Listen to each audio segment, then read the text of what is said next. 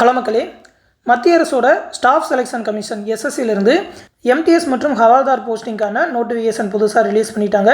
இந்த போஸ்டிங் பார்த்தீங்கன்னா நீங்கள் 10th முடிச்சிருந்தாலே போதும். ஒரே ஒரு எக்ஸாம் தான், தமிழ்லேயே எக்ஸாம் எழுதலாம். லாஸ்ட் 2 இயர்ஸாக பார்த்தீங்கன்னா தமிழ்லேயே கண்டக்ட் பண்ணுறாங்க. இந்த மாதிரி எல்லா லாங்குவேஜ்லையும் கண்டக்ட் பண்ண ஆரம்பிச்சதுலேருந்து நம்ம தமிழ்நாடு கேண்டிடேட்டுமே நிறைய பேர் ட்ரை பண்ணி லாஸ்ட் டைம் தமிழில் படித்த நிறைய பேர் போஸ்டிங்லாம் வாங்கியிருக்காங்க. அதனால் குரூப் 4 கேண்டிடேட் கூட கண்டிப்பாக இந்த ஜாபுக்கு அப்ளை பண்ணுங்கள். இதோட நோட்டிஃபிகேஷன் பற்றின ஃபுல் டீட்டெயில் தான் இந்த வீடியோவில் பார்க்க போகிறோம். அதை பற்றி பார்க்குறதுக்கு முன்னாடி நீங்கள் நம்ம சேனல் இன்னும் சப்ஸ்கிரைப் பண்ணலாம், மறக்காமல் சப்ஸ்கிரைப் பண்ணி பக்கத்தில் இருக்க பெல் ஐக்கானுமே ப்ரெஸ் பண்ணி வச்சுக்கோங்க. அப்படின்னா தான் நாங்கள் போடுற வீடியோ எல்லாமே உங்களுக்கு உடனுக்குடனே வந்து சேரும். இப்போ அந்த நோட்டிஃபிகேஷன் பற்றி ஃபுல்லாக பார்த்துருவோம். எம்டிஎஸ் மற்றும் ஹவால்தாருக்கானது 2025 26/6/2025 24/7/2025 வரைக்கும் அப்ளை பண்ணலான்னு சொல்லியிருக்காங்க. ஃபீஸ் பே பண்ணுறதுக்கு லாஸ்ட் டேட் பார்த்தீங்கன்னா 25/7/2025 சொல்லியிருக்காங்க. அப்ளிகேஷனில் ஏதாவது தப்பு பண்ணிட்டீங்க, கரெக்ஷன் பண்ணணும்க்கா 29/7/2025 31/7/2025 அந்த 3 நாளில் பண்ணிக்கலாம்னு சொல்லியிருக்காங்க. எக்ஸாமினேஷன் வந்து சிபிடி முறையில் தான் நடக்கும். ஒரே ஒரு எக்ஸாம் தான். 20 செப்டம்பர்லேருந்து 24 அக்டோபர் வரைக்கும் நடக்கும்னு சொல்லியிருக்காங்க. மல்டிபிள் செஷன்ஸாக நடக்கும். நிறைய பேர் அப்ளை பண்ணுவாங்க. இதில் வேகன்சி பார்த்தீங்கன்னாக்கா எம்டிஎஸ்க்கு வந்து இன்னும் வேகன்சி அப்டேட் பண்ணல. அந்த எஸ்எஸ்சியோட அந்த கரியர் பேஜில் அப்டேட் பண்ணுவோம் அப்படின்னு சொல்லியிருக்காங்க. அது வந்து கொஞ்சம் லேட் ஆகும். ஹவால்தார் போஸ்டிங்க்கு மட்டும் 1075 வேகன்சின்னு சொல்லியிருக்காங்க. எம்டிஎஸ்க்கு தான் எப்போவுமே அதிக வேகன்சி வரும். உதாரணமாக பார்த்தீங்கன்னா போன வருஷம் 2024க்கு பார்த்தீங்கன்னாக்கா இந்த எஸ்எஸ்சியோட அஃபீஷியல் வெப்சைட்டில் டென்டேட்டிவ் வேகன்சியில் போனீங்கன்னா 2024ஓட வேகன்சி 23ஓட வேகன்சி எல்லாமே கொடுத்துருப்பாங்க. உதாரணமாக 2024ல் 2 கேட்டகரியாக எம்டிஎஸ் இருக்கும். 18லேருந்து 27 வயசுக்குள்ளே இருக்கிறவங்க ட்ரை பண்ணுறதுக்கு ஒரு 1193 வேகன்சி. அடுத்து 18லேருந்து 25 வயசுக்குள்ளே அப்படின்னு சொல்லி அதில் வந்து 6886 வேகன்சி போன வருஷம் ரிலீஸ் பண்ணியிருந்தாங்க. மொத்தமாக பார்த்தீங்கன்னா எம்டிஎஸ்க்கு மட்டுமே 8079 வேகன்சி ரிலீஸ் பண்ணாங்க. எம்டிஎஸ் வேகன்சி தான் இன்னும் அப்டேட் பண்ணல. குறைஞ்சது 5000க்கு மேலே கண்டிப்பாக கொடுப்பாங்க. 8000க்கு மேலேயே கூட கொடுக்கலாம். 2022 அந்த டைம்லாம் பார்த்தீங்கன்னா 11000 வேகன்சி கூட நிரப்புனாங்க. அதனால் 10000 வேகன்சிக்கு மேலே சாலிடாக எதிர்பார்க்கலாம். அதே மாதிரி ஹவால்தாருக்கும் போன வருஷம் பார்த்தீங்கன்னாக்கா 3439 வேகன்சி சொல்லியிருந்தாங்க. இந்த வருஷம் 1075 தான் சொல்லியிருக்காங்க. அது வந்து டென்டேட்டிவ் தான். அடுத்த வருஷம் 3ஆம் மாதம் வரைக்கும் எவ்வளோ வேகன்சி இருக்குன்னு சொல்லி கணக்கு பண்ணி செலெக்ஷன் முடிகிறப்ப வேகன்சி அதிகமாக்கிடுவாங்க. அதனால் 10000 வேகன்சிக்கு மேலே கண்டிப்பாக போகும். கண்டிப்பாக ட்ரை பண்ணுங்கள். ஏஜ் லிமிட்டை பொறுத்த வரைக்கும் பார்த்தீங்கன்னா 1/8/2025 பொறுத்து ஒரு சில எம்டிஎஸ் போஸ்டிங்க்கு 18லேருந்து 25 வயசுன்னு சொல்லியிருக்காங்க. அந்த ரெவென்யூ டிபார்ட்மெண்ட்டில் இருக்கிற போஸ்டிங், மற்ற சில டிபார்ட்மெண்ட்டில் இருக்கிற எம்டிஎஸ் போஸ்டிங்க்கெலாம் 18லேருந்து 27, ஹவால்தார் போஸ்டிங்க்கு 18லேருந்து 27 வயசுக்குள்ளே இருக்கணும்னு சொல்லியிருக்காங்க. இது எல்லாமே பார்த்தீங்கன்னா ஜென்ரல் கேண்டிடேட்டுக்கு. இது இல்லாமல் பார்த்தீங்கன்னா எஸ்சி எஸ்டி கேண்டிடேட்டுக்கு 5 வருஷம் ரிலாக்ஸேஷன் தருவாங்க. அப்படி பார்த்தீங்கன்னா 32 வயசு வரைக்கும் அப்ளை பண்ணலாம். ஓபிசி கேண்டிடேட்டுக்கு 3 வருஷம் ரிலாக்ஸேஷன் தருவாங்க. அப்படி பார்த்தீங்கன்னா 30 வயசு வரைக்கும் அப்ளை பண்ணலாம். பிடபிள்யூடி கேண்டிடேட்டுக்கு 10 வருஷம் ரிலாக்ஸேஷன் உண்டு. பிடபிள்யூடி கேண்டிடேட்லேயே ஓபிசினாக்கா 13 வருஷம், எஸ்சி எஸ்டி கேண்டிடேட்னாக்கா 15 வருஷம் வரைக்கும் ரிலாக்ஸேஷன் தருவாங்க.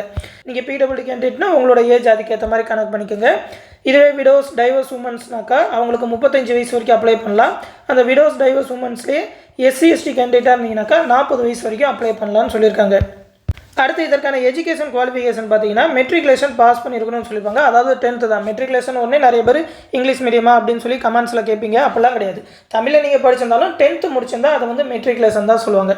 10th முடிச்சிருந்தாலே நீங்கள் இந்த ஜாபுக்கு அப்ளை பண்ணலாம். ஃபீஸை பொறுத்த வரைக்கும் பார்த்தீங்கன்னா 100 ரூபா தான் ஃபீஸு. அதுவுமே பார்த்தீங்கன்னாக்கா எஸ்சி எஸ்டி கேண்டிடேட், பிடபிள்யூடி கேண்டிடேட்லாம் பார்த்தீங்கன்னா ஃபீஸ் கிடையாது. உமன்ஸ் கேண்டிடேட்டுமே கிடையாது. உமன்ஸ் கேண்டிடேட் எந்த கம்யூனிட்டியை சேர்ந்தவங்களாக இருந்தாலும் சரி ஃபீஸ் கிடையாது. கண்டிப்பாக அப்ளை பண்ணலாம். எக்ஸாம் சென்டர்ஸ் பொறுத்த வரைக்கும் பார்த்தீங்கன்னா நம்ம சதர்ன் ரீஜனுக்கு தமிழ்நாட்டுக்கு பார்த்தீங்கன்னா புதுச்சேரி, சென்னை, கோயம்புத்தூர், மதுரை, சேலம், திருச்சிராப்பள்ளி, திருநெல்வேலி, வேலூர், கிருஷ்ணகிரி இந்த மாவட்டங்கள் எல்லாத்துலேயுமே எக்ஸாம் வைப்பாங்க. உங்களோட மாவட்டம் இல்லை உங்களுக்கு பக்கத்தில் இருக்கிற மாவட்டத்தில் தான் எக்ஸாம் எழுதுகிற மாதிரி இருக்கும். ஒரே ஒரு எக்ஸாம் தான்.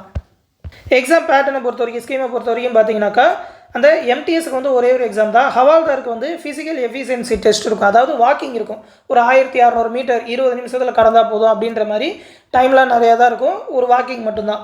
எக்ஸாமினேஷன் பொறுத்த வரைக்கும் 13 ரீஜனல் லாங்குவேஜ்லையுமே கண்டக்ட் பண்ணுவாங்க. அது இல்லாமல் இங்கிலீஷ், ஹிந்திலையுமே கண்டக்ட் பண்ணுவாங்க. நீங்கள் தமிழ்லையுமே எக்ஸாம் எழுதலாம். லாஸ்ட் 2 இயர்ஸாக தமிழ்லேயே கண்டக்ட் பண்ணுறாங்க.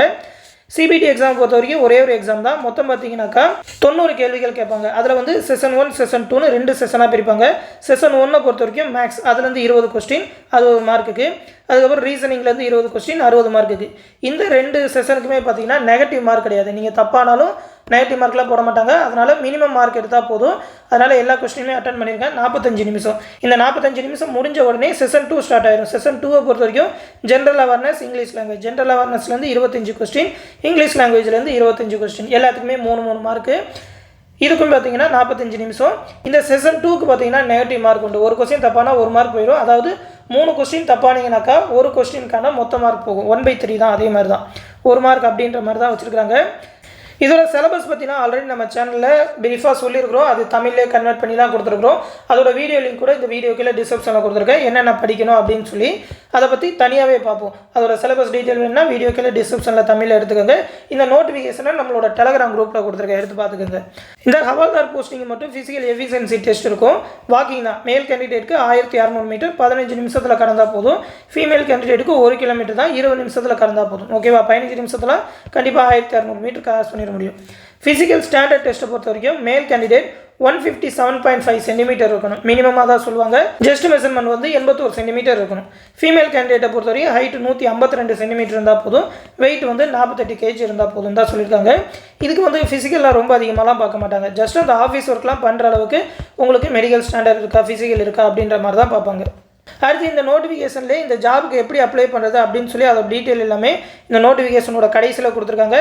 எப்படி 1 டைம் ரெஜிஸ்ட்ரேஷன் பண்ணணும், எப்படி அப்ளை பண்ணணும்னு சொல்லி. இதை பற்றிலாம் நம்ம சேனலில் ஆல்ரெடி வீடியோ போட்டிருக்கேன். அந்த வீடியோ லிங்க் கூட இந்த வீடியோக்குள்ளே டிஸ்கிரிப்ஷனில் கொடுத்துருக்கேன், எடுத்து பார்த்துக்கோங்க.